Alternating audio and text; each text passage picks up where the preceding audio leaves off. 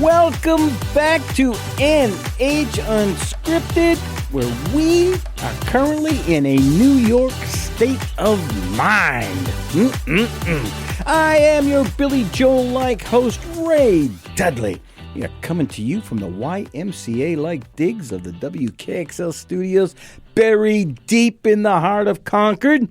Break out those Sony Walkmans. Is that a plural?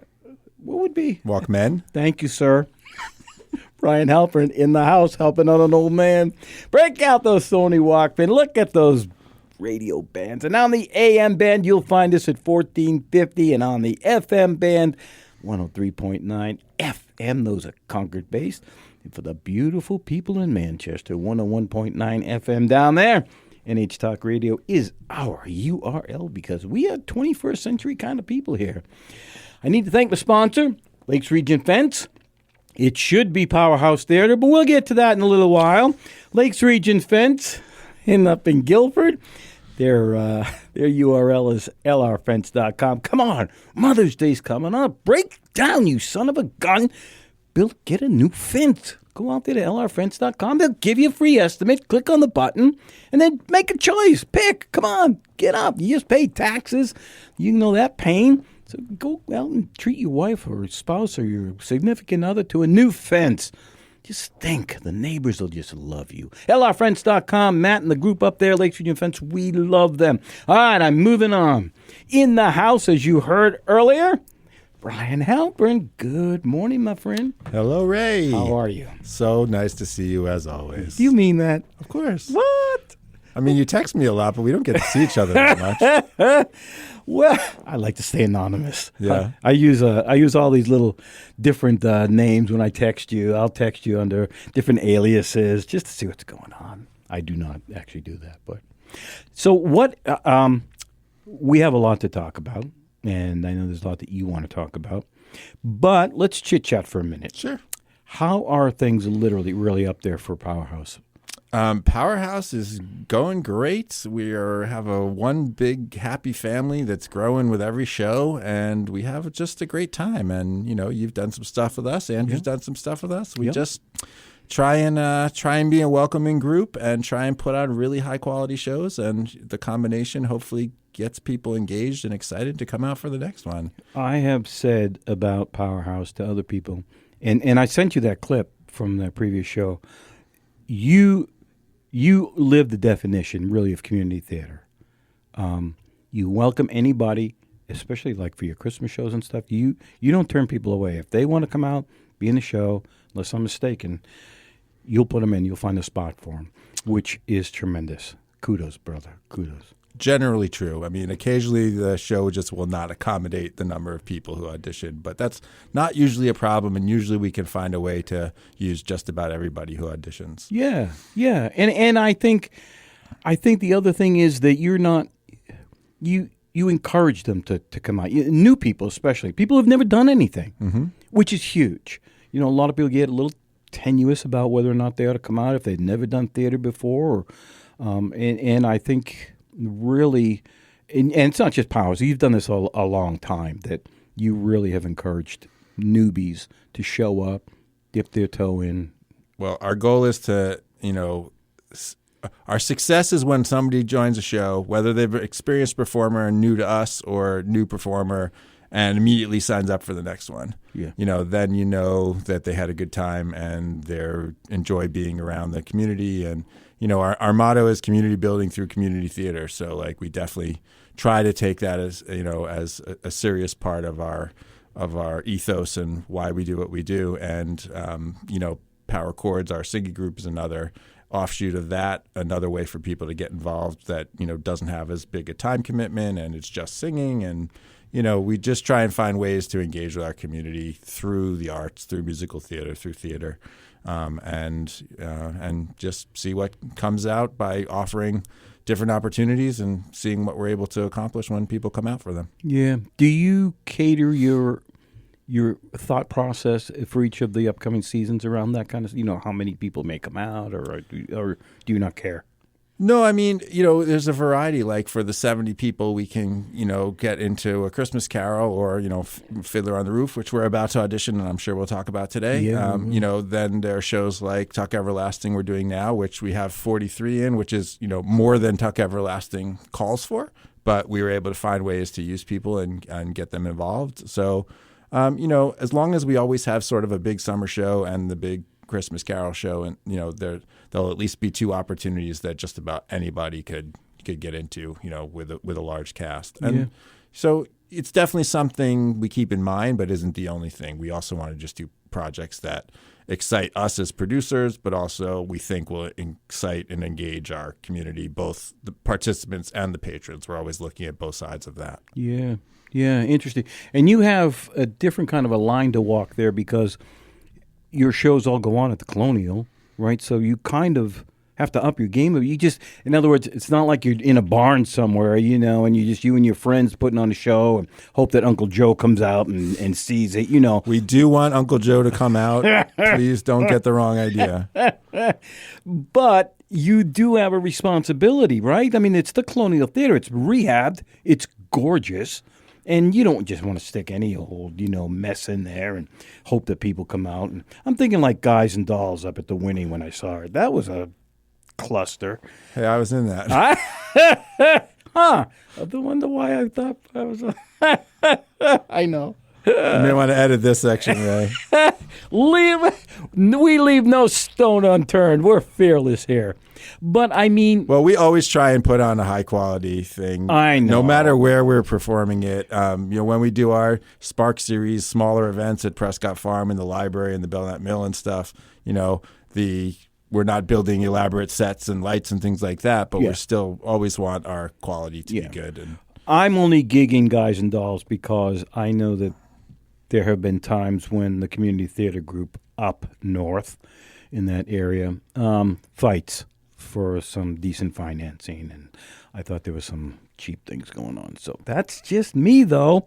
That's just me. Moving on. How can you explain to people who might not be aware of your no longer connected to the mill? I mean, or Sure. what is your... So we started, Powerhouse Theater Collaborative started as the resident theater company of the Colonial, but we were under the umbrella of the Belknap Mill, a nonprofit organization. And after our first 3 years, we had kind of outgrown the mill and the need for that. And they had some other things they wanted to do on their end, and we felt we had grown enough that we could stand on our own 2 feet and become independent. So Powerhouse Theater Collaborative is now a standalone nonprofit entity. Just like in most community theaters, we have a board. We also have a staff, and our resident theater company status of the Colonial has stayed the same. It's just now not, the mill is sort of no longer the middleman. It's just directly between Powerhouse and the Colonial. So where are you guys out of then? You just out of Meredith? Is that what you claim? I mean, we're just we're based at the Okay. Colonial, and the smaller shows that we used to do at the mill, we do all around town at different places. You do? Yep. So our Spark series this year has 2 events at Prescott Farm, 2 events at the Taylor Community, 2 at the Laconia Library, 1 at Temple B'nai Israel, 1 at the Congregational Church of Laconia. What? So we're just sort of branching out and doing smaller things all around town and collaborating with other nonprofits to present different events. Dude, you are busy. Yes. What does Spark stand for? Does it stand for something? Well, It's I mean, not, it just goes along with our Powerhouse sort of electricity, motif. But it's designed to smart community and collaboration and connections and things like that. So. Yeah. I'm looking forward to the festival coming up at the Prescott Farm. Yes, you're going to be in it. I am. I'm really looking forward to it. I'm not doing a whole lot. I'm getting old. I mean, I'm honestly between 2 of us. And whoever listens. I think between everybody, everyone acknowledges you're getting old, Ray. But I'm going to leave that there. But so I don't do quite as much anymore. I don't have the stamina for some stuff. I was up in Lincoln at last Christmas, and we were doing Christmas Carol, and I got some kind of lung thing that I have not been able to shake. I have this lack of deep breath. I don't have the stamina I used to have. Just like all of a sudden Did one you night. get COVID, maybe? No, well, it's possible. It's possible. And I can't shake it to save my life. I don't care how much exercise I try to do. I just cannot get a deep breath a lot of times. It's really kind of crazy. It's a good thing you were an actor first before singing anyway. Thank you. So you can probably get by with your acting ability. Sweet baby Jesus, we are one toke over the line, and we are pushing the line sometimes. You are listening to NH Unscripted. I am your happy to be out of bed host and happy to be with my friend Bryan Halperin, Ray Dudley. And we are coming to you from the spa-like conditions of the WKXL studios in Concord, 1450 AM, 103.9 FM, proudly in 101.9 FM for the beautiful folks in Manchester. NHTalkRadio.com is our URL. Bryan and I have a lot to talk about. We'll be right back.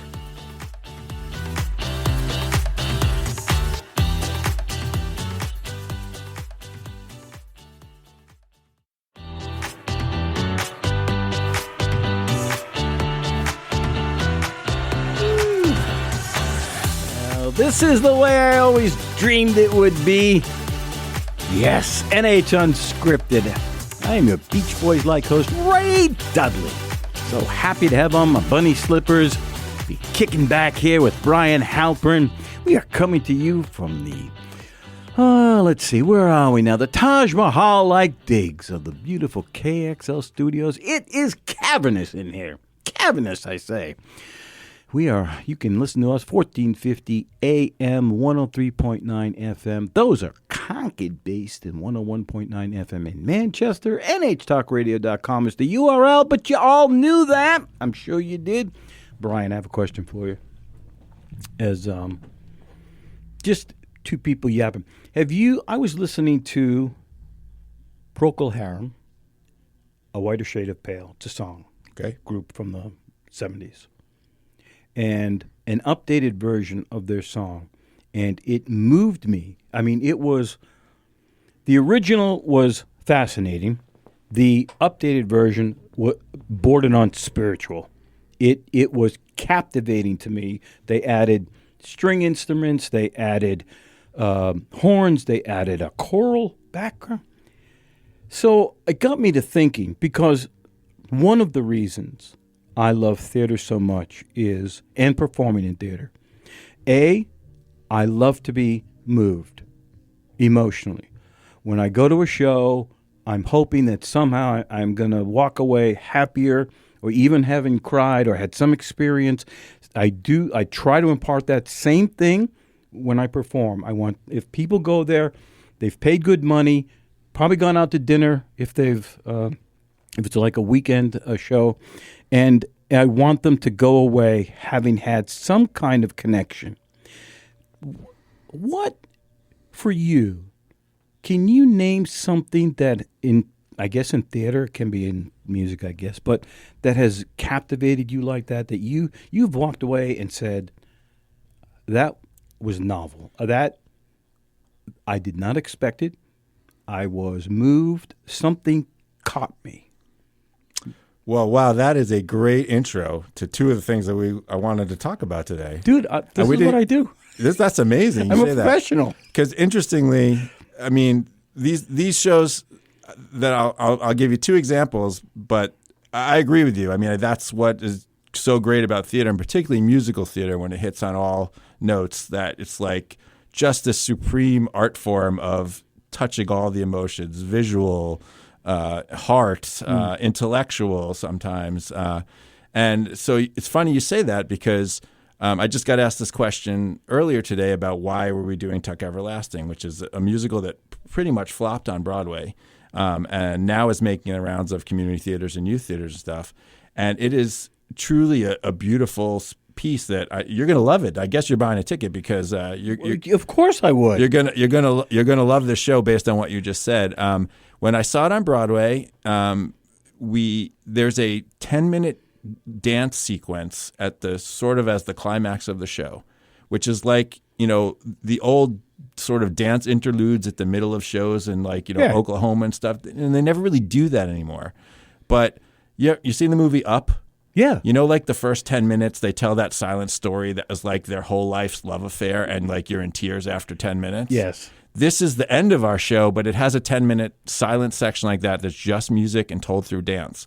And it's just, when I saw it on Broadway, I was like, I can't believe they did the climax of their show, even a musical, with just dance.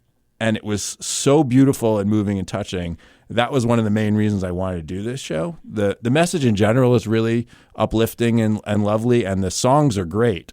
But this novel thing that they did, it was such a change from, you know, a typical Broadway sort of climax, just really did move me like that. And, you know, even as I watched them perform it in rehearsal, and Meg King, our choreographer, has just done a wonderful job with Tuck Everlasting. There's so much like lyrical ballet in it, dance styles that we've never really had in any of our shows before. Yeah. And we have this 9-person dance troupe, we're calling them the Spirits of the Spring, who dance throughout the show, this beautiful dancing, all, you know, very experienced dancers, and move beautifully and move the story along, and then this resulting climax is just sensational. And even the rest of the cast, every time they watch in rehearsal, like, it makes me cry every time I watch it. Like, it's that beautiful. Can we pause here for a second and rest on that?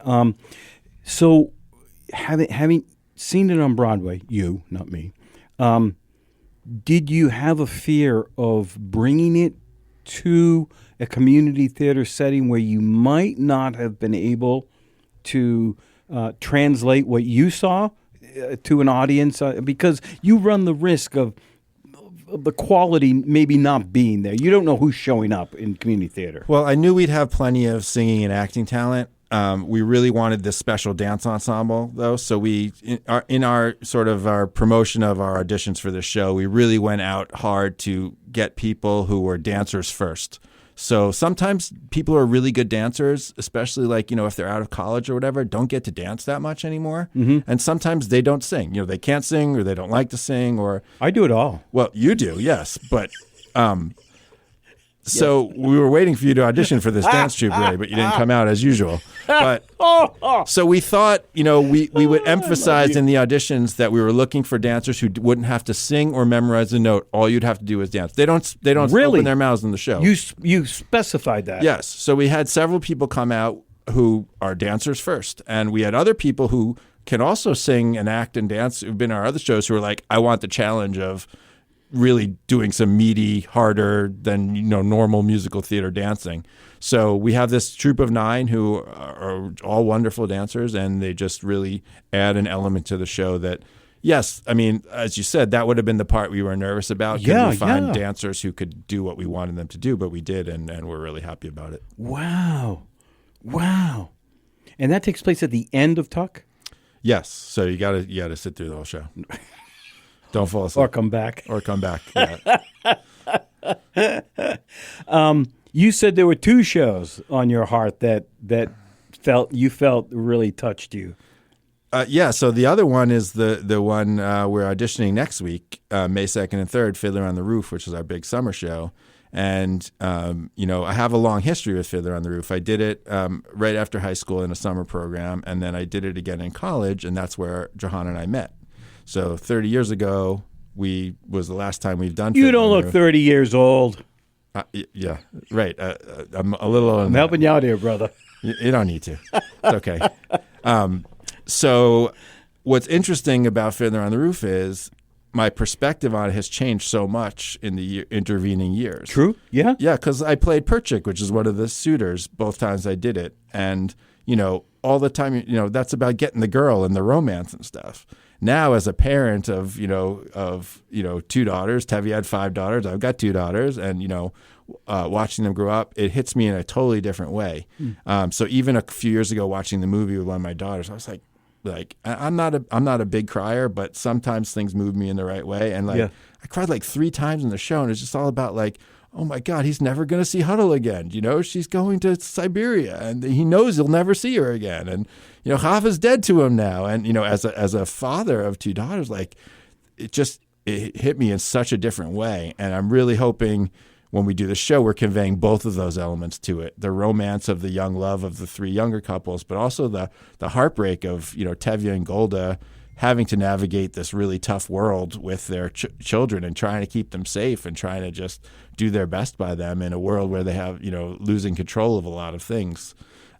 So you're right. That's the best part about art, right? Is finding ways. Yeah. It doesn't have to move you to tears. It doesn't have to make you giggle. But whatever way it strikes a chord in people, any kind of art, music, dance, visual arts, that's why artists do it, right? To connect with people and share something. And, ultimately theater is a storytelling art. And, if you tell a story in a way that you're, putting your heart into it of what you're trying to tell, I think oftentimes you'll find a way to connect with audiences. It's huge. And that's always sort of been my MO as a director is, as an audience member, how would I connect to this, and how can I, direct my cast and work with my creative team to, to share what we feel about it with the audience. And that, I think that's when you're successful as a director is, sort of sharing the heart. I always say, I always try and find the heart in every show I do and find a way to translate that to something the audience can perceive. Oh, man, so many topics, Bryan. So many. I'm glad you brought up a lot of stuff. I have a friend who once said to me, I don't get musicals. I don't get how you expect people to watch two folks in conversation all of a sudden break out into dance and music. Dang it. Ooh. Bryan, we got to put on our dancing shoes, tap out into a break, baby. Oh, mama. So we haven't even got to the things we wanted to talk about yet. Whew, you are listening to NH Unscripted. I told you we were in a New York state of mind. I am your Billy Joel-like host, Ray Dudley, and we are coming to you from the water country like digs of the WKXL studios in Concord, deep in the heart. 1450 AM, 103.9 FM. 101.9 FM for the beautiful souls down there in Manchester. We love you, folks. NHTalkRadio.com is our URL. Bryan Halperin's in the house. We're chatting all things theater. I'm so glad he's here. We'll be right back.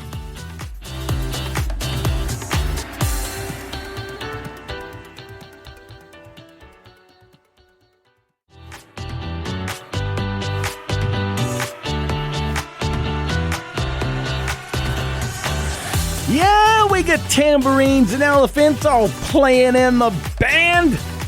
Whew, welcome back to NH Unscripted. I am your happy to be out of the home host, Ray Dudley. Actually, I've escaped out of the home several times. They don't know it until they find out I'm not there for applesauce and Jell-O. We are coming to you from the studios of WKXL, the bunkers deep, buried deep in Concord. 1450 AM, 103.9 FM. We're sneaking these out. 101.9 FM in Manchester. NHTalkRadio.com is our URL because we're cool kids. That's why we have one. You can go out there and up there's a button where you can listen to us live. Because, who wouldn't want to hear this show live, right? I mean, we got to nail the door shut as it is just to keep people out. And you can find all the archives from all the other great shows here at the studio. But enough of that, Bryan. We are talking the mechanics of theater, and I love to talk these things. So, I'm not even sure where I was going to go with all the... So, that... One of the things about that song that I had told you about, and we'll get into Tevye and all these things coming up for you for your auditions, but I wanted to... So, if something touches you properly, it timestamps something in your life, on your brain, on your heart, on your soul. And when you hear it or see it 20 years later, 30 years later, or in my case, 50 years later, you instantly flash back to what was happening at that moment, which is remarkable that the human mind and soul can marry something like that to you. And I think that really good performances can do that to people. I mean, we all go because, Annie's nice, Mamma Mia, it's cute, we know ABBA. But a really good show will timestamp you, will imprint on you in some way. That you walk out, you're talking about it, you wake up in the middle of the night a month later or so, it's still on your mind, on your heart. And I think it's very difficult to achieve that, which is what makes great performances great performances. I had a friend who said to me, I started this before the break, he doesn't understand musical theater at all. Or the movie that's got a musical in it, that because he doesn't understand how people can be talking and all of a sudden you expect them, they're going to break out in song. He doesn't understand the tie that the song can have to the people, to the audience. Because first of all, you've got to let your mind go. You have to free will. You have to believe. You have to let yourself go in a way that I'm going on this ride. I'm going to believe it. I'm going to take it in. Pretend or not pretend, whatever, and go along for that ride. He missed the point, I think, of what you were talking about earlier, in that there are things in shows, it's art, and art can move you. It can move you. I mean, remember, every artist, at least when they first start out, the great singers, the great songwriters, they have something inside, internally, they need to get out. They either need to write it down, they need to play it on an instrument, they need to perform it, they need to paint it. Something's in them, like Van Gogh, they got to get it out. I'm not going to say it's painful, but there's something in them. And when you listen to great songs, they're very personal, especially when that artist is brand new and they're not just pumping out albums because they need to make money. The first few songs they put out are life songs. Something's happened in their life. But you used the word great several times in that little monologue there. Maybe it's the only adjective I know. No, but whatever substitute, one thing to remember, of course, is that subjective, right? I mean, your great is not somebody else's great. True. And I think, okay. That's where it's really interesting, because every human being has their own taste of what moves them. And if that friend of yours can't get over the leap into singing, then no matter how, arguably great, a performance is, right, it won't touch that person. Yeah. So I just, it's one of those things where art, when you experience that, you talk about it imprints on you and stuff. But what's interesting is that, I often find now that I'm older too, that you can look at things in different ways depending on where you are in life. Mm-hmm. And I think the best art grows and changes with you as your life experiences change. And if it really, a masterpiece, I watched this great documentary about Fiddler on the Roof. It's called Fiddler, A Miracle of Miracles. It's available on Amazon Prime and Peacock, and I've encouraged people who are auditioning for Fiddler to watch it because I think it just gives a lot of really great insight into it. But, one of the stories they tell was, the first Japanese production of Fiddler, Bach and Harnick went to Japan to watch it, and somebody came up to them and said, about this, Jewish shtetl show, how did you know all this? This show is so Japanese. What? And, they tell that story as a great example of why Fiddler is still performed. I think until COVID, I believe there was a stat like Fiddler had been performed somewhere in the world every day since 1964, since it was first opened. There was always... That's a remarkable statistic. Crazy, right? But it's because it's so specifically about Jewish shtetl life and so universally about family and tradition and humanity and all that. And it connects, like I was saying, with different people at different phases of their life in different ways as well. So, that's where I think, if you want to use the sort of non-subjective version of great art, is when it can reach people of different cultures and different ages and different socioeconomic things and all and find something to engage all of them. That's, I think something that you can argue is, truly great art. Yeah. But there's plenty of shows that I love that, flopped on Broadway, and, New York critics and the Broadway going audience would not call that show great, but I might call it great, and that's okay too. I'm glad you mentioned the maturing aspect or perspective that you can have on a role, because I don't know as that's touted enough. We all see a lot of these shows, like for instance Fiddler, and we all expect, if I were a rich man, whatever, and it's done, it's funny, it's whatever. But I think to hear you say that as you get older and more life events happen to you, that it becomes more important for the weight of those to formulate a character. And it would be very easy for you to say, we just need, somebody who looks like Zero Mostel or whoever. I do not want Zero Mostel. Nothing against Zero Mostel, but he's too old. Oh, Topol. All right. Anyway, my point is, but you could go for that like charismatic, over-the-top kind of character, right? Or you can do what I think I heard you intimating, that there's another aspect to this. There's a real father-like aspect that weighs in, that can be mined to maybe even bring this whole thing to a different level. There's always a danger in going for the cheap laugh. Yes. That pays off in the short run with a bunch of giggles. I know. Ultimately lessens the impact of the piece because you can't, take the character seriously. That's actually one of my big fears of Tevye. I don't want a Tevye that is, the Borscht Belt. It's easy to do Catskill comedian kind of thing. That's the lazy way to do it. Yeah. And I mean, will the show have more laughs in it? Probably. Right. Will it be as impactful or interesting? I don't think so. So I think, Fiddler's one example, but lots of shows and lots of actors, that's the trick, right?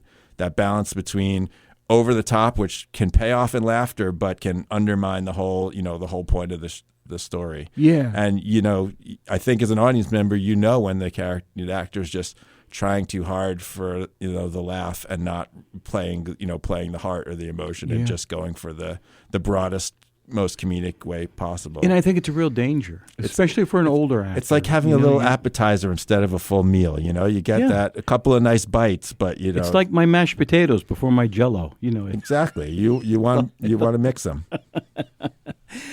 Let's talk about your auditions coming up for the show, because that's really why you're here. Actually, no. I want people to come see Tuck Everlasting. Well, I don't know if this will be airing for Tuck Everlasting, will it? Yeah, Tuck's after auditions. Oh. Auditions are next week. Tuck's the week after. Oh, okay. Well, it will then. So give me all the information. Talk to me give me the dates and times of Tuck. Sure. Give me what's going on. We got a very busy month or so at Powerhouse. May 2nd and 3rd, next Friday and Saturday, are Tuck auditions. Fiddler auditions. Tuck is the weekend after, May 10th through 12th. Put a pin right there, baby. Okay. Put a pin right there. Holy moly, the time just flies. It's like I'm in a time warp or something. Not the one. Never mind. Oh, I am the devil with the blue dress on. Yes, NH Unscripted. I am your Mitch Ryder-like host, Ray Dudley, and we are coming to you from the monk-like conditions of the WKXL studios in Concord. I can hear the chimes from here. We are coming to you 1450 AM, 103.9 FM, and 101.9 FM for the beautiful souls in Manchester. NHTalkRadio.com is the URL. We're running out of time. My God, Bryan Halperin's in the house. We're chatting away theater. We'll be right back.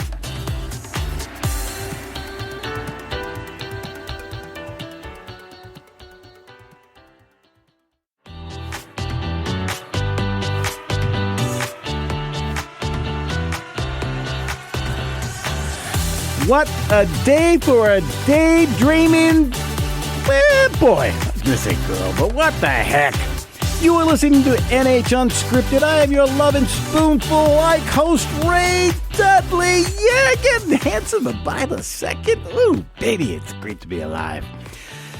We are coming to you from 1450 AM, 103.9 FM in Concord, 101.9 FM in Manchester, and NHTalkRadio.com. God bless us is our URL. Holy moly. Oh, I could get an amen on that, I'll tell you. Bryan Halperin's in the house. We are talking all things theater, and I mean all things if I can get to them. Sir, you were talking about auditions. You're talking about Tuck. The floor is yours. So, yes, at Powerhouse, we'd love for people to come get involved and check out our shows. We've got auditions for Fiddler on the Roof May 2nd and 3rd. We've got Tuck Everlasting May 10th through 12th. We've got Sondheim on Sondheim here in Concord at the Bank of New Hampshire I stage. might have puked a little bit in my mouth over Sondheim. I have a hard time with him. Yeah. That's me. We've got some wonderful singers in the show. So you can come to Tuck then. Was not a comment on your show, just me and Sondheim. That's May 24th to 26th. And then come see Ray at Prescott Farm outdoors. He'll probably be glowing red. You better wear your sunscreen, Ray. It's outdoors. But in one of our shows in our June 1st and 2nd Play Festival at Prescott Farm. So we've got a busy month of things going on. And this is one of those months where my wife says, why did you sign us up for all these things? Because. That's why. I like to get people involved in things. The mountain is there to climb. People want to do stuff with us, and we feel happy and lucky that so many people are engaged in our program that we just want to keep giving opportunities. Truthfully, you have a huge following up there. People who have been in your shows continue to be in your shows, which is really that's what community is about, right? The repeats, the people who are like, you know what? This is my home. I'm comfortable here. I have friends here, and they're not just floating from group to group to group to group. Well, but we have that too. There are plenty of people who do shows at lots of other places too, and then come back when there's a show that interests them. And we're happy to have those people as well. Anyone who comes in, contributes positively to your group. The door's always open to return, and people have busy schedules and people have other interests. But what we did a show in February. It was a musical review, and a whole bunch of new young people came out for that show, and a whole bunch of them signed right up for Tuck Everlasting, and now say they're coming out for Fiddler as well. That's my point. Yeah, that makes us feel happy when people have a good time and want to sign right back up. Yeah. I was out at your website earlier today. What are the criteria for the auditions for Fiddler? I noticed that you had some very specific things that... Yeah, there's a little dance video that people can watch the video at home and to learn in advance. But then just the Russian dances? Exactly, the bottle dance, all the hard stuff. We're going right for the hard stuff. No, we did tell our good dancers from Tuck Everlasting that if we don't get enough male dancers for the bottle dance, we might be doing women in beards for that. So stay limber. Would be worth it just to see that. But. Yeah, so there's a little dance video. It's a short combination that Meg King, again, our choreographer, has come up with, and that will be one aspect of the audition. She'll review it. Is it just like a box step or something? It's a little more than that. Okay. It's enough that she can identify. I'm out right there. Who's a mover and who's a dancer and who's the two left feet. But then there's a singing component, a minute of a song of their choosing. It's a pretty standard audition, and then audition sides, pieces from the script. And people who just want to be in the ensemble don't even need to do audition sides. They can just, if they just want to sing and be in the group numbers and stuff, they can audition. You'd say that again, because that's the inviting part of community theater right there. Yeah, we don't. If you're not going for a lead role, you don't have to do the acting portion of the audition. You certainly can try it for the experience, but if it petrifies you and you're not interested at all, don't let that be a stumbling block. You could just come and do the song part. It's usually, though, the other way around. It's the song part and the dance part that scare people, not the acting part. So. I know that. I get that. That sends a chill up my spine. How many people will be in the cast eventually? If you at a minimum, how many are you hoping for? I have no number in my head. We are doing something a little different with this show because summer's busy and lots of things are going on. Our concept for Fiddler is a little bit different, and we're having what we're calling the large time commitment ensemble and the small time commitment ensemble. Ooh, pretty tough. Which is basically a chance for either people who don't make the cutoff in the large time commitment, or could but don't want to put in a lot of time but would like to be involved. So they'll be in different numbers, and we have a use for this small time commitment ensemble that is part of our concept that will give them stuff to do. But are they basically like townsfolk or something, or what? Well, so our guy pushing a duck across the stage. No, it's a little more than that. Our concept is basically, as I mentioned. Maybe I didn't mention. We're doing this play called The Immigrants, that is a stage reading of a play about a Jewish immigrant to America to Galveston, Texas, in September, and it's sort of our we're not a sequel, but we're treating it sort of as a sequel and a companion piece to Fiddler, because Fiddler Light. No, not light, just the next part of the story, right? Oh, I mean, okay, no spoilers, but Fiddler ends with Tevye and his wife and 2 daughters, leaving Anatevka for America. So the immigrant will sort of give an idea of what might have happened to them when they got to America. But so our sort of as opposed to Gangs of New York. Yes, exactly. Got you. Different. So our Fiddler is going to actually be set on the boat that Tevye and Golda are on. We're going to be introduced to a bunch of immigrants, not necessarily all Jewish immigrants, just immigrants in a rag ship in the hold of the ship amongst all the crates and luggage and things like that hanging out. And a guy gets up and starts playing his violin, and that sparks a memory in Tevye. And then his story of how they got to that boat comes to life. This is like Captain's Courageous meets Fiddler. Yes, exactly. I guess I get back to boats again. We have a boat in Tuck too. I mean, just in one scene, but I don't know. Maybe it's being around Winnipesaukee, becoming a boating person. Or something. Oh, that's funny. That's interesting. So this small time commitment ensemble will be the immigrants in the beginning. There'll also be the ancestors in the dream sequence, and then they'll come back at the end. I won't spoil the surprise, but how we're ending the show is the other different thing we're doing. But the middle will feel like a very traditional Fiddler production. It's like our Sound of Music last year. We had a little bit of a twist to it by treating it as if it was the Trapp Germans families. were the good guys. No. We treated it as if it was the Trapps, who toured America when they came to America as a singing group. They did like classical music tours, but we treated it as what if they had come to Laconia and performed their show as their tour. Ooh. So it was musical theater via the Sound of Music on stage at the Colonial Theater in 1945, kind of thing. So that's our little twist on Fiddler. And I think if we're successful, just like with Sound of Music, you might notice there's some differences to a traditional production, but you'll enjoy that hopefully. But also it will still feel very much like a Sound of Music or a Fiddler production you might have seen before. But we're hoping to be very dynamic and fast paced and exciting. I know we're going to run out of time. Why don't you throw out the URLs again and the dates for all of this? Everything's on powerhousenh.org. We also have a Facebook page, Instagram.